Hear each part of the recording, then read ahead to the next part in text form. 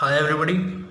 So today we are going to start our application of Gauss theorem और there are 4 application. तो सबसे पहले जो फर्स्ट एप्लीकेशन है वो हमारी है electric field due to a long charge straight wire. तो यहाँ पे आप इस फिगर में देख सकते हैं हमारे पास एक वायर है जिस पर प्लस क्यू चार्ज जो है वो यूनिफॉर्मली डिस्ट्रीब्यूटेड है। ठीक है, तो हम जानते हैं जब आपका लीनियरली चार्ज डिस्ट्रीब्यूट होता है तो वहाँ पे लीनियर चार्ज डेंसिटी होती है जिसको हम लैम्डा से रिप्रेजेंट करते हैं and that is equals to D Q by D L या क्यू बाई एल। ठीक है, ये स्मॉल रीजन के लिए होती है, ये टोटल उस सरफेस के लिए होती है।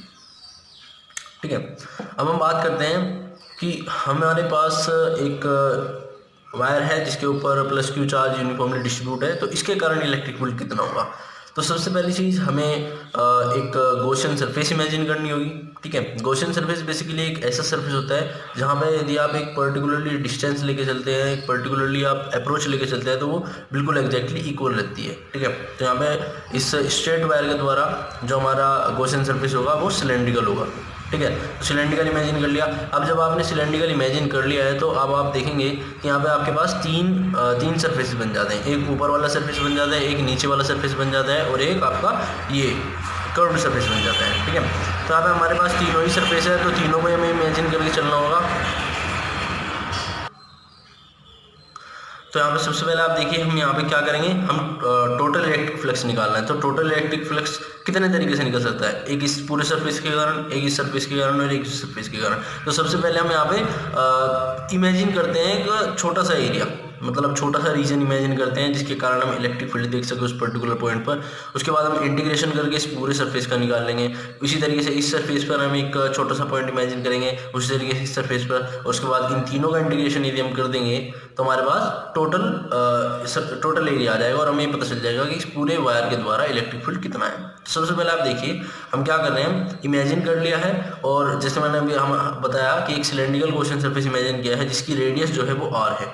ठीक है, यहाँ से भी देखेंगे तो वो भी आर है, यहाँ से भी देखेंगे, और हमने 3 स्मॉल एलिमेंट्स ले लिए हैं। ठीक है, 3 स्मॉल एलिमेंट्स ले लिए हैं जैसे मैंने बताया, इस सरफेस के लिए, इससे और इसके लिए। ठीक है, अब आप देखेंगे कि यदि हम इस सरफेस के लिए देखते हैं तो इस चार्ज के कारण यदि हम इलेक्ट्रिक फील्ड देखेंगे तो ऑलवेज आपको पता होगा कि इलेक्ट्रिक फील्ड लाइन्स जो होती है वो पॉजिटिव से अवे जाती है, मतलब पॉजिटिव से निकलती है और नेगेटिव में एंटर करती है। तो यहाँ से निकलेगी, मतलब ये इलेक्ट्रिक फील्ड यहाँ इधर, ये इधर, और इसके कारण यदि आप देखेंगे तो इलेक्ट्रिक फील्ड इधर। अब मैंने आपको बताया था जो एरिया वेक्टर होता है जिसको हम ds से रिप्रेजेंट कर सकते हैं या dA से रिप्रेजेंट करते हैं। ठीक है, वो ऑलवेज कहाँ पे होगा, ओपन सरफेस की साइड में होगा। तो ये देखेंगे आप, आपका ds इधर हो जाएगा, ओपन सरफेस इसका इधर है तो इधर हो जाएगा, ओपन सरफेस इसका इधर है तो इधर हो जाएगा।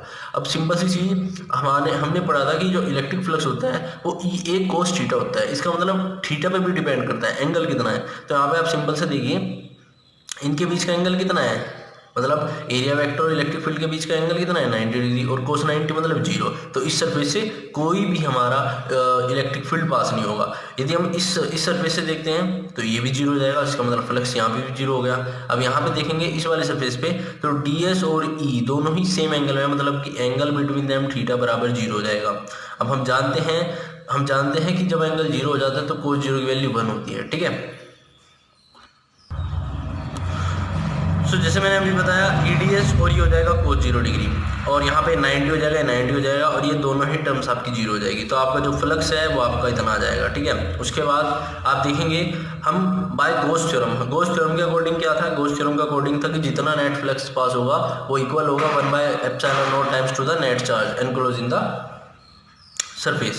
तो यहाँ पे हमारा Q/ε0 और E, और इंटीग्रेशन कर देंगे ds का, क्योंकि हमें उस पूरे एरिया कर्व्ड सरफेस एरिया का इंटीग्रेशन करना है। तो यहाँ पे हमारे पास E इंटू 2πRL हो जाएगा। क्यों आया, क्योंकि हम जानते हैं कि curved surface area of the cylinder is 2πRL। अब यहाँ पे आप देखेंगे कि इलेक्ट्रिक फील्ड जो है वो Q/2πε0RL आ जाएगा आपके पास। बहुत सिंपल सी है। अब आप देखेंगे यहाँ पर एक चीज़ आपको देखनी पड़ेगी, यहाँ पे हमने जैसे लीनियर चार्ज डिस्ट्रीब्यूशन था तो उसके अकॉर्डिंग हमारे पास जो लैम्डा था वो लैम्डा जो था हमारे पास वो हमारे पास ए आया था, Q/A आया था हमारे पास। तो वही चीज़ हमें यहाँ पे देखनी है। तो अब आप देखेंगे हमारे पास lambda is goes to Q/L हो जाएगा। तो यहाँ से यदि मैं Q की वैल्यू निकाल लेता हूँ चार्ज की, तो वहाँ से लैम्डा एल आ जाएगी हमारे पास। सिंपल सी चीज़ है। अब आप देखेंगे कि इलेक्ट्रिक फील्ड जो था इसके रेसिप्रो इधर आ गया था ये, तो क्यू बाई एप्सिलॉन और 2πr हो गया था, वो इलेक्ट्रिक फील्ड की वैल्यू आ गई। तो क्यू की वैल्यू अब हम यहाँ पे लैम्डा एल रख देंगे। तो लैम्डा एल जैसे ही आप रखोगे, लैम्डा एल जैसे ही रखोगे अभी, तो एल से एल कैंसिल हो जाएगा, तो आपका जो फाइनल एक्सप्रेशन आएगा इलेक्ट्रिक फील्ड का वो आ जाएगा λ/2πε0 r। और ये एक्सप्रेशन आपको लर्न करना होता है, ठीक है, इसको लर्न कर लीजिए, बहुत ज़्यादा इंपॉर्टेंट है, ठीक है। और यदि मैं इसको वेक्टर की फॉर्म में लिखना चाहता हूँ तो मैं आर कैप से इससे मल्टीप्लाई कर दूंगा। क्यों कर दूंगा? क्योंकि जो आर कैप होती है वो एक यूनिट वेक्टर होता है जो केवल हमें एक डायरेक्शन को रिप्रेजेंट करता है, सिंपल सी चीज़, ठीक है। तो यहाँ पे हमारी फर्स्ट एप्लीकेशन हो चुकी है कंप्लीट। अब हम सेकंड एप्लीकेशन की तरफ चलते हैं। तो सेकंड एप्लीकेशन जो हमारी है वो electric field due to charge plane sheet, मतलब कि एक आपके पास शीट है उस पर यूनिफॉर्मली चार्ज डिस्ट्रीब्यूट है, ठीक है। तो वहाँ पे हमें देखना है, तो हम कंसिडर कर लेते हैं, यह आप देख सकते हैं यहाँ पर हमारे पास एक शीट है और जिस पर positive Q charge uniformly distribute है। तो अभी मैंने बताया, ओके, तो सबसे पहले आपको बताया दूँ आपको स्टेप कौन कौन से लेने हैं। पहला स्टेप जो आपको लेना है, सबसे पहले आपको इमेजिन करना है। इमेजिन करना है आपको गॉसियन सरफेस, ठीक है, इमेजिन गॉसियन सरफेस, ठीक है, आपको गॉसियन सरफेस इमेजिन करना है। सेकेंड स्टेप जो है आपका वो है कि आपको फ्लक्स निकालना है। फ्लक्स कितना होता है? E.dA, ठीक है।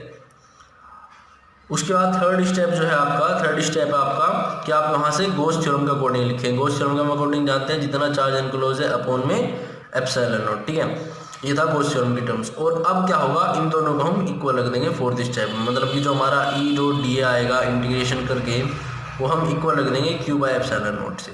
तो ये 4 स्टेप आपको फॉलो करने हैं और इन चारों ही एप्लीकेशंस में यही लगने वाले हैं, ठीक है। तो यहाँ पे सबसे पहली चीज़ आपको दिखाता हूँ मैं कि यहाँ पे सिग्मा इक्वल्स टू dQ/ds हो जाएगा। इसकी जो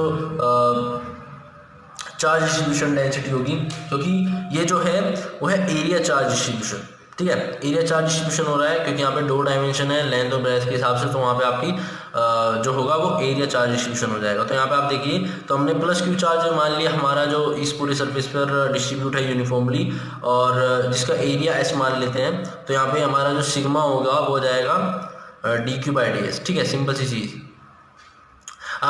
अब देखिए आप, तो यहाँ पे हमने इमेजिन कर लिया है एक सिलेंड्रिकल गॉसियन सरफेस। अब सिलेंड्रिकल क्यों किया? अब सिलेंड्रिकल हमने इस वजह से किया क्योंकि यहाँ पे आप देखोगे कि हमें इजी वे से हमें निकलने को मिल जाएगा। इजी वे से हम इसको अच्छी तरीके से हम यहाँ पे टोटल इलेक्ट्रिक फील्ड देख लेंगे इस पूरी शीट के द्वारा, ठीक है। और ये जो शीट है इस शीट के द्वारा देखनी है, ठीक है। तो अभी आपको एक टर्न मिलेगा जब इसका फाइनल एक्सप्रेशन आएगा। तो सबसे पहले आप ये देखिए, जो हमने एक सिलेंड्रिकल क्वेश्चन, अब देखिए सिलेंड्रिकल भी कैसे इमेजिन किया है। आपके बीच में एक प्लेट है और जैसे मान लीजिए मेरा जो हैंड है वो एज अ प्लेट वर्क कर रहा है। तो यहाँ पे मैंने एक सिलेंडर लगा लिया है और इस शीट के इधर भी मैंने एक सिलेंडर लगा लिया। तो इस तरीके से ज्वाइन कर रखे हैं। तब आप देखेंगे इस पूरे सिलेंडर में मैंने पिछले भी आपकी जो बताई एप्लीकेशन, उस पर भी हमने तीन एलिमेंट इमेजिन किए थे। तो यहाँ पे भी 3 ही करने पड़ेंगे, एक ये वाला और ये वाला। तो सबसे पहली चीज़, इस प्लेट के जो चार्ज है उसके कारण जो इलेक्ट्रिक फील्ड होगा इस पॉइंट पर वो इस साइड होगा।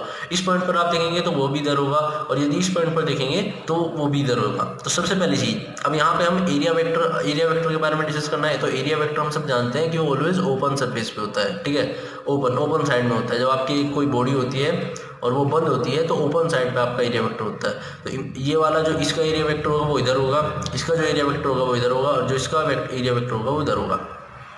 तो अब हम जानते हैं कि जो हमारा इलेक्ट्रिक फ्लक्स होता है वो होता है E.dA cos थीटा, मतलब एंगल पे डिपेंड करता है। तो यहाँ पे एंगल, अब यदि आप देखेंगे तो 0 है इनके बीच का एंगल, ठीक है। यहाँ पे आप देखेंगे तो वो भी 0 डिग्री एंगल, यहाँ पे देखेंगे तो आप 90 डिग्री है। तो इसका मतलब ये तो इस पूरे सरफेस के कारण तो कुछ नहीं हो रहा, मतलब कर्व्ड सरफेस एरिया के कारण कुछ नहीं हो रहा। मतलब कि हमारा जो नेट इलेक्ट्रिक फ्लक्स पास हो रहा है वो केवल इस सरफेस के कारण और केवल इस सरफेस के कारण पास हो रहा है। तो सबसे पहली चीज़ हम यहाँ पे फ्लक्स लिखेंगे कि जो हमारा फ्लक्स होगा वो तीनों ही सरफेस के कारण है, स्टार्टिंग में लिखेंगे। उसके बाद हम जब एंगल लगाएंगे कि cos 0 डिग्री, cos 0 डिग्री और cos 90 डिग्री। cos 90 कौन सा है? ये कर्व्ड सरफेस वाला। और उसके बाद जो हमारा 0 डिग्री वाले हैं वो दोनों सर्किल है हमारे लास्ट के एंड पे। तो आप देखेंगे गॉस थ्योरम के अकॉर्डिंग हमारा, अब ये तो हमने कर लिया है। तो यहाँ पे हमारा ये तो 0 हो जाएगा, ये पूरी टर्म क्या हो जाएगी? 0 हो जाएगी, और ये दोनों हमारे बच जाएंगे, ठीक है। तो अब हम गोस थ्योरम लगाएंगे। गोस थ्योरम आप सब जानते होंगे। गोस थ्योरम में होती क्या है, उसने बताया था कि नेट चार्ज जो होता है, मतलब कि जो हमारा नेट इलेक्ट्रिक फ्लक्स है वो Q by epsilon not times होता है। तो वहाँ पे वही लगाया हमारे पास, और आप देखेंगे EDS आ जाएगा, यहाँ पे भी EDS, यहाँ पे भी EDS, मतलब 2 EDS, तो यहाँ पे 2 EDS हो जाएगा।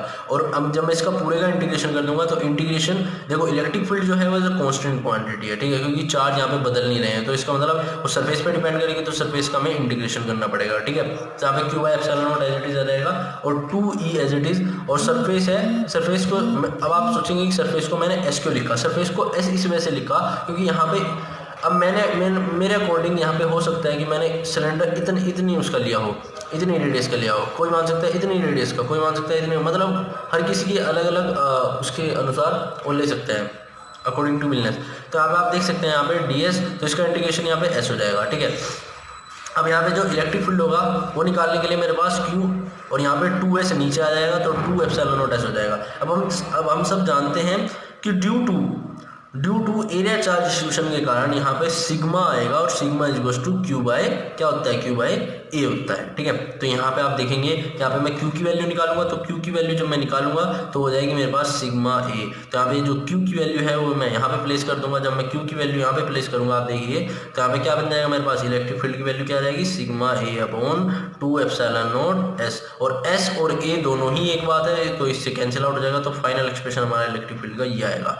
अब इसमें चौंकाने वाली बात क्या रही, चौंकाने वाली बात ये रही कि बहुतों के दिमाग में आएगा, सर क्या इलेक्ट्रिक फील्ड जो है due to a plane sheet, क्या वो डिपेंड नहीं करता रेडियस पे, कि मतलब कितनी दूर तक उसका प्रभाव रहेगा, कितनी दूर तक इलेक्ट्रिक फील्ड रहेगा। तो मेरा सिंपल सा ये कहना है कि जो भी पर्सन, यदि आप इमेजिन करके देखें, जो इसके सामने प्लेट के सामने खड़ा होकर देख रहा है कि इसका इलेक्ट्रिक फील्ड कितना है, तो उससे हमेशा बड़ी होगी प्लेट, ठीक है। तो बड़ी होगी तो इसका प्रभाव भी ज़्यादा होगा इलेक्ट्रिक फील्ड का। इमेजिन कर लिया आपके पास एक छोटी सी बॉडी है, उसके द्वारा यदि आप देख रहे हैं तो मतलब आपको लगेगा हाँ ठीक है इतना इलेक्ट्रिक फील्ड है, और उसकी इनफाइनाइट रेंज तक है। बट यदि हम बात करते हैं कि बड़ी बॉडी के लिए, तो वो प्लेट उतनी बड़ी हो जाएगी उसके लिए, ठीक है। तो इस वजह से यहाँ पे हमारा एक्सप्रेशन जो है वो सिग्मा अपॉन 2 एप्सिलॉन नॉट आया है। तो इलेक्ट्रिक फील्ड का जो एक्सप्रेशन है सिग्मा अपॉन 2 एप्सिलॉन नॉट है, वो बहुत ज़्यादा इंपॉर्टेंट है, ठीक है। तो यहाँ से हमें सिंपल सा पता चल गया कि किसके रेस्पेक्ट में देख रहे हैं वो ज़्यादा इंपॉर्टेंट है। तो यहाँ से हमें पता चल गया कि इसका expression sigma upon 2 epsilon not आ गया, और जो हमारी ड्यू टू थिन वायर के कारण जो हमारा आया था वो हमारा आया था lambda upon 2 epsilon not R। तो यहाँ पे दो एप्लीकेशन मैंने करा दिया, और जो नेक्स्ट वीडियो आएगी उसमें नेक्स्ट 2 एप्लीकेशन में करा दूंगा। Hope you enjoy this video और आपकी समझ में आई होगी। यदि अभी भी कोई आपको डाउट है तो आप नीचे कमेंट बॉक्स में उसको लिख सकते हैं। और थैंक यू फॉर वॉचिंग। अच्छी लगी हो, देखो यहाँ तक देख लियो तो लाइक जरूर करना, शेयर जरूर करना वीडियो को अपने दोस्तों तक और अपने फ्रेंड्स तक जो इसके नीडेड है, और चैनल को सब्सक्राइब जरूर करना। Thank you.